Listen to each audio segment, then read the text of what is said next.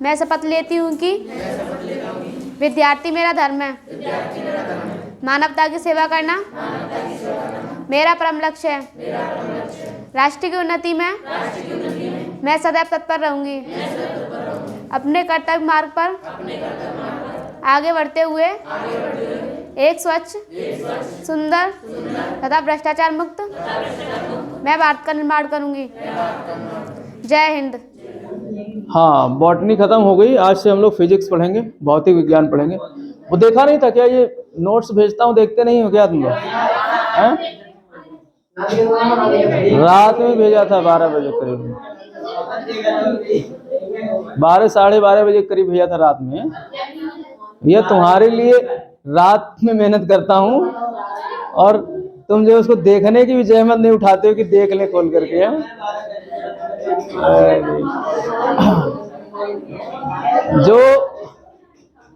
जो इस हवन में, जो हवन कुंड जल रहा है, इस हवन में जो भी अपना योगदान करेगा, अपनी जो आहुति देगा, वही आगे सक्सेस होगा। हम तो हवन कुंड जला दिए हैं, अब पता चला हम ही बैठ के इसमें आहुति दे रहे हैं और तुम लोग दे नहीं रहे हो। भाई थोड़ा थोड़ा डालते चलो ना हवन कुंड में, नहीं भगवान कैसे प्रसन्न होंगे? सिर्फ जो है, सिर्फ एक व्यक्ति के, अब मैंने तो प्रज्वलित कर दी है हवन कुंड, अब उसमें अपनी आहुतियां दो, सब लोग समय समय पर डालते रहो, अर्थात मतलब पीडीएफ नोट्स भी पढ़ते रहो और जो है समरी नोट्स बनाते रहो, तभी फायदा मिलेगा। मेरा तो ये था कि मतलब अब लिखित पीडीएफ बनाऊं, लेकिन बड़ा टाइम लगेगा। लिखित देखता हूं, अगर कोशिश करूंगा ये फिजिक्स का लिखित शुरू हो जाए। लिखित में क्या होता है, इसमें क्या हाथ से कुछ चित्र बनाना है तो हाथ से बन जाएगा। लिखित वाले में लिख तो देंगे, लेकिन उसमें चित्र बनाने में दिक्कत होगी। मतलब उसमें पीडीएफ में, उसमें क्या नाम है, टाइपिंग वाली पीडीएफ, टाइपिंग तो हो जाएगी, तो बहुत जल्दी कर दूंगा मैं, लेकिन चित्र की दिक्कत आएगी।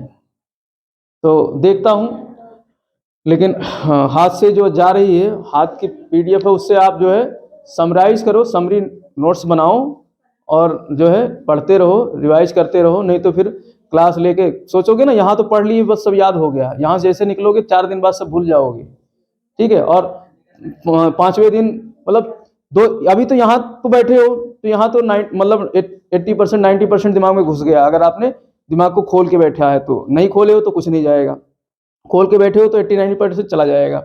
उसके बाद में यहाँ से बाहर निकलोगे तो तुरंत 5% तुरंत डिलीट हो जाएगा, और थोड़ा सा साइकिल मारोगे पैडल तो 5% और डिलीट हो जाएगा। घर पहुंचोगे तो 5% और डिलीट हो जाएगा, और दूसरे दिन जो है 50% बचेगा, और चौथे दिन सब गायब हो जाएगा। इसलिए रिवाइज करते रहो, मेमोरी पूरी डिलीट ना हो। इसलिए क्योंकि ये गलती हम लोग कर चुके हैं, तो ये गलती जीवन में ना करो। रिवाइज बहुत जरूरी है, कम पढ़ो लेकिन रिवाइज ज्यादा करो। जितना पढ़ रहे हो उतना रिवाइज करते रहो, तभी जो है परफेक्शन डेवलप होगा।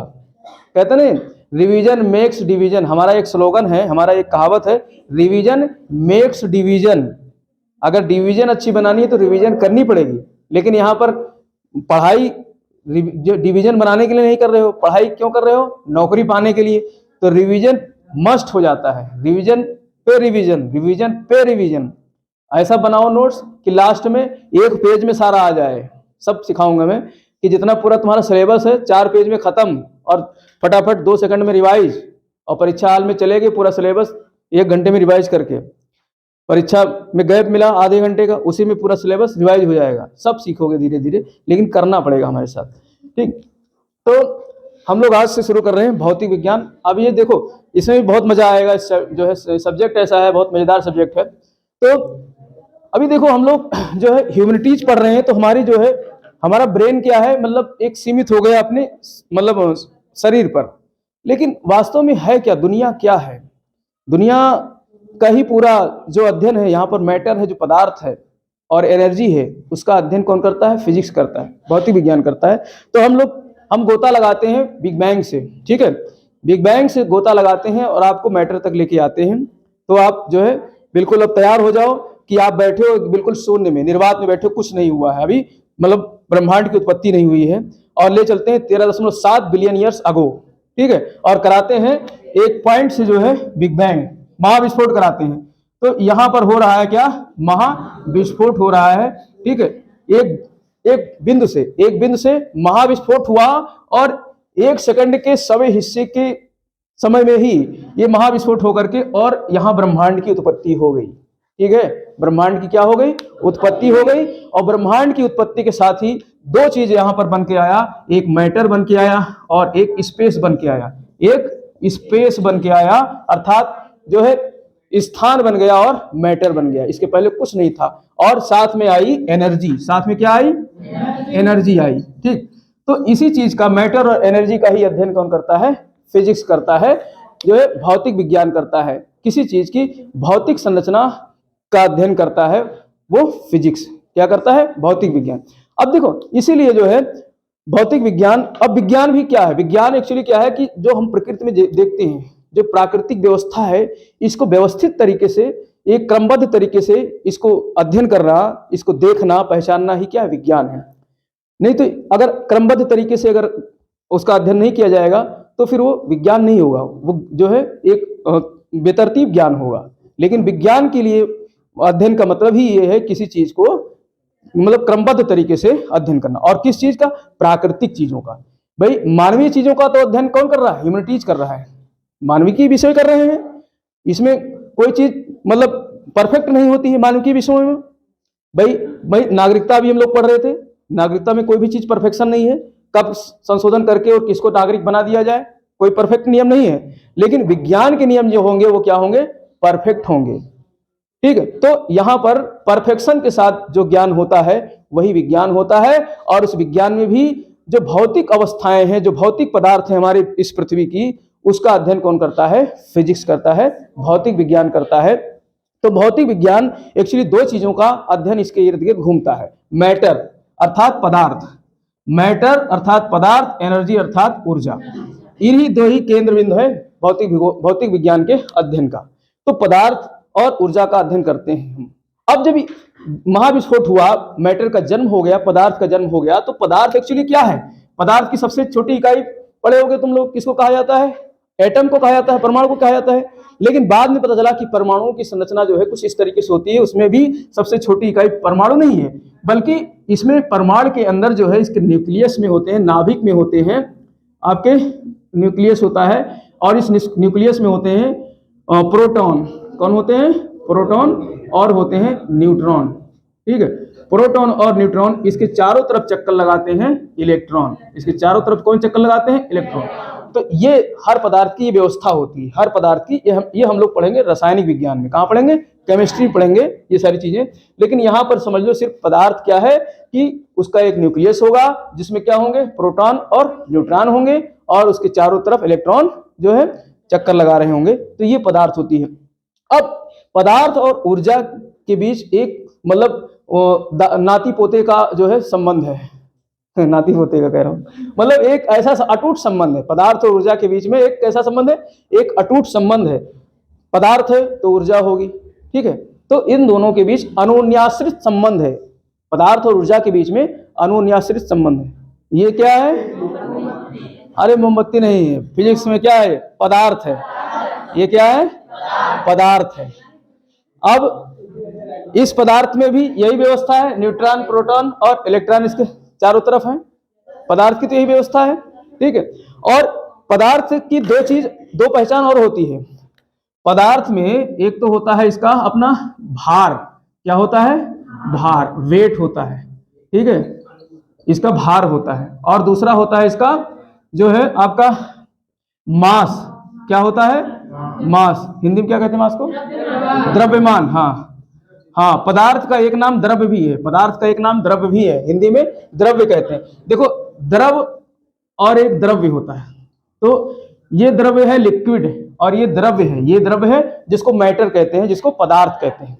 तो पदार्थ के द्रव्यमान, वो पदार्थ का द्रव्यमान होता है और भार भी होता है, वेट भी होता है, अभी दोनों में क्लियर करेंगे।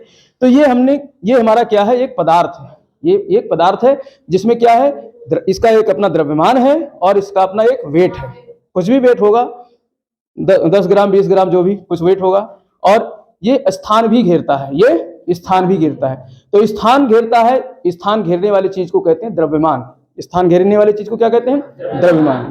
ठीक, तो अब एक इंसान खड़ा है, मैं खड़ा हूं, तो मेरा वेट भी है और मेरा द्रव्यमान भी है।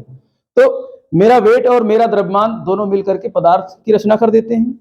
मेरा वेट है 70 किलो अब 2-4 किलो बढ़ गया होगा ठंडी में, और खूब खा चबा के खाओ, और जो है कोई वर्जिश होती नहीं है, रजाई से निकलने की इच्छा नहीं होती है, तो वेट बढ़ ही जाता है। 2-4 किलो तौलेंगे तो बढ़ जाएगा, 70 से पता चला 75 हो गए हों। और हमारा एक मास है, हमारा एक द्रव्यमान है, हम स्थान घेर रहे हैं कुछ ना कुछ, जहां पे खड़े हैं वहां की हवा दाएं बाएं कर दी कि नहीं, मतलब अब जहां पे पहुंचेंगे तो स्थान घेरा हमारा, अब उस स्थान पे मेरा कब्जा हो गया, तो वहां की हवाएं हट जाएंगी, अपने आप ही कहेंगे भैया महाराज आए, हट जाओ यहाँ से। तो अब ये मोमबत्ती है जो पदार्थ है, अब इस पदार्थ में एनर्जी दिखा रहा हूं, कहाँ है, अरे लग रहा है इसके गैस खत्म हो गई क्या, हाँ जला।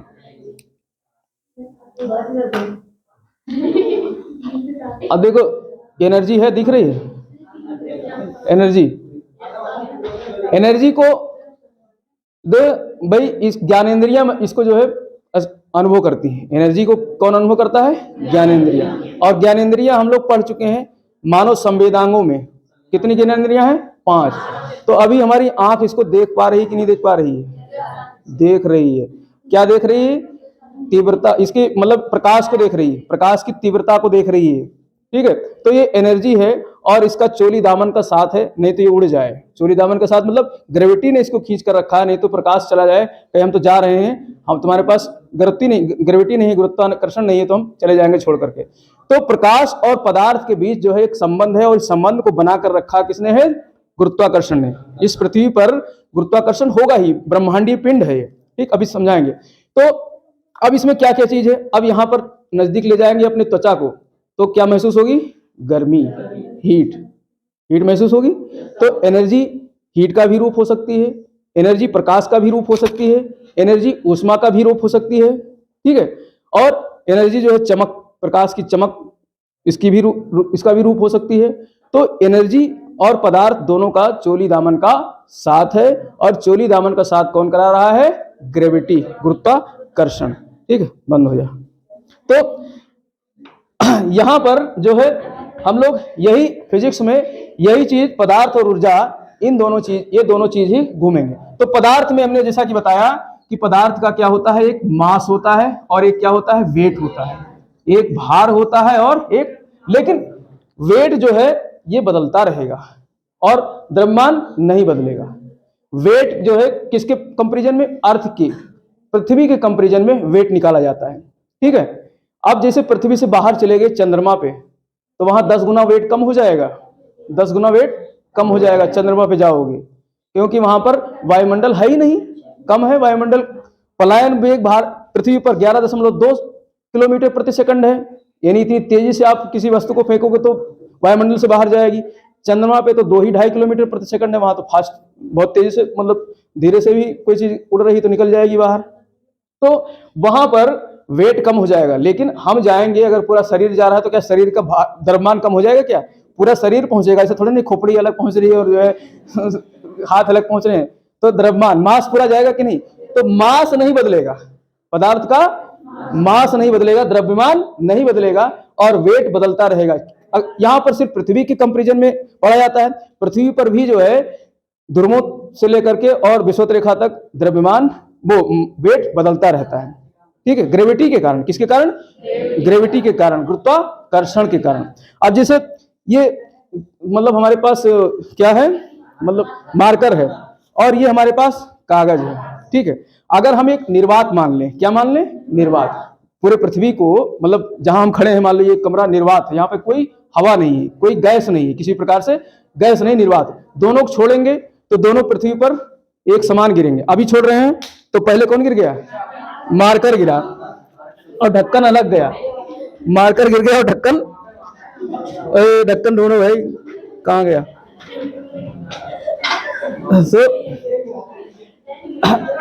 पृथ्वी पर आदर्श स्थिति मानी जाती है कि निर्वात में हम बात कर रहे हैं। तो प्रश्न यहां से पहले मैं देख रहा था, कुछ प्रश्न ऐसे आते हैं कि एक लकड़ी का टुकड़ा छोड़ रहे हो समान ऊंचाई से, अरे सुन लो, किसी जैसे छत पर चले जाओ, 20 मीटर की ऊंचाई से एक लकड़ी का टुकड़ा छोड़ो, और एक जो है वहां से जो है पत्थर का टुकड़ा छोड़ो, और क्या हो? निर्वात हो, मतलब हवा की बात नहीं हो रही है वहां, तो फिर दोनों में पहले कौन गिरेगा? निर्वात में दोनों बराबर गिरेंगे। अगर कुछ नहीं है वहां पर, निर्वात है, कुछ नहीं, हवा हुआ नहीं है, तो दोनों क्या गिरेंगे, बराबर गिरेंगे, एक साथ गिरेंगे। लेकिन अगर वहां पर वायुमंडलीय दाब है, हवा है, तो वायुमंडलीय दाब है, तो जो हल्की है वो देर में गिरेगी, जो भारी है मतलब जिसका घनत्व ज्यादा है वो, भाई भारी की बात नहीं, रुई 1 किलो ले लो तो उसका भी वजन 1 किलो होगा, और एक पत्थर 1 किलो का ले लो, दोनों का वजन तो बराबर होगा, लेकिन दोनों के द्रव्यमान में अलग अलग है। वो ज्यादा स्थान घेर रहा है रुई, और पत्थर जो है कम स्थान घेर रहा है, तो उस पर प्रेशर ज्यादा बनेगा, तो वो फास्ट गिरेगा वायु में, वायु के कंपेरिजन। और हमारी पृथ्वी पर क्या है, निर्वात तो है नहीं, वायु।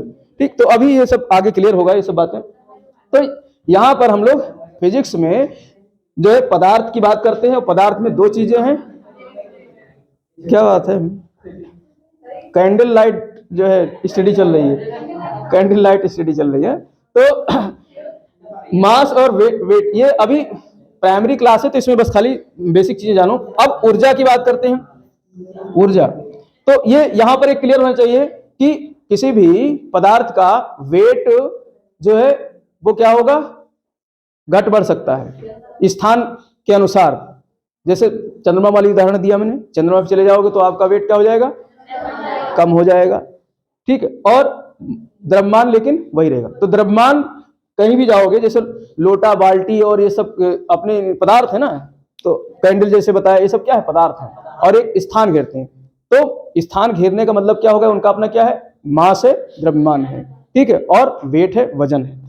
इसके अलावा जो एनर्जी है, एनर्जी अभी दिखाया मैंने कई रूपों में हो सकती है। तो यहाँ पर हम लोग एनर्जी का अध्ययन मोस्टली ज्यादातर हम लोग किसका करेंगे, एनर्जी का करेंगे। एनर्जी में हम लोग अध्ययन करेंगे प्रकाश का, एनर्जी में किसका अध्ययन करेंगे, प्रकाश का अध्ययन करेंगे। ठीक है, प्रकाश के साथ साथ तरंग का अध्ययन करेंगे। ठीक, तरंग हालांकि इसी में आ जाएगा। और इसके अलावा जो है हम लोग इसमें अध्ययन करेंगे अपना क्या कहते हैं, ध्वनि का अध्ययन करेंगे। ठीक है, ध्वनि भी जो है एक ऊर्जा है। और इसके अलावा मैग्नेट का अध्ययन करेंगे। किसका अध्ययन करेंगे, मैग्नेट का अध्ययन करेंगे। जैसे चुंबकत्व जिसको हिंदी में कहते हैं, क्या कहते हैं, चुंबकत्व कहते हैं। तो और इसके अलावा ताप का अध्ययन करेंगे। ताप के रूप में भी तो प्रकाश है, मतलब ये ऊर्जा है।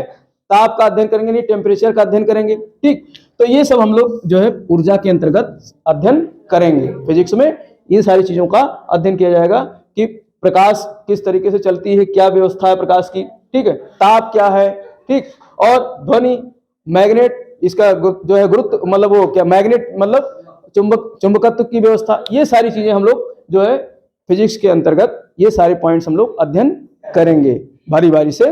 ठीक है, और एक चीज और है कि फिजिक्स जो है वो जो मास है और जो वेट है जो द्रव्य है, उसका भार है द्रव्य का, तो उसको मेजर करता है, उसको क्या करता है, मापता है। ठीक, हम लोग कहते हैं नापना।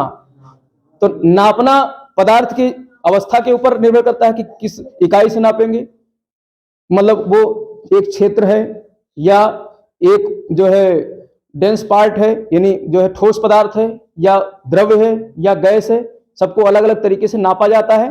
तो इसलिए नापने की इकाई सबकी क्या होगी, अलग अलग होगी। पदार्थ को फिजिक्स का एक बहुत अहम जो है हिस्सा है माप, मेजरमेंट। ठीक है, पैमाना, तो हम लोग पैमाने का भी अध्ययन करेंगे। तो कल वाली क्लास से हम लोग यहीं से शुरू करेंगे, मेजरमेंट से, पैमाने से शुरू करेंगे। तो इस तरीके से जो है ये हम लोग यहाँ पर इन सारी चीजों पे जो है मैटर, पदार्थ और एनर्जी के बीच के संबंधों का सारा अध्ययन हम लोग करेंगे। ये तो आज एक डेमो क्लास थी। ठीक है, आज मौसम ज्यादा खराब हो रहा है, अंधेरा सा हो रहा है, और जो है तुम लोग कैंडल जला के पढ़ रहे हो, तो कल जो है मौसम सही रहेगा तो देखा जाएगा।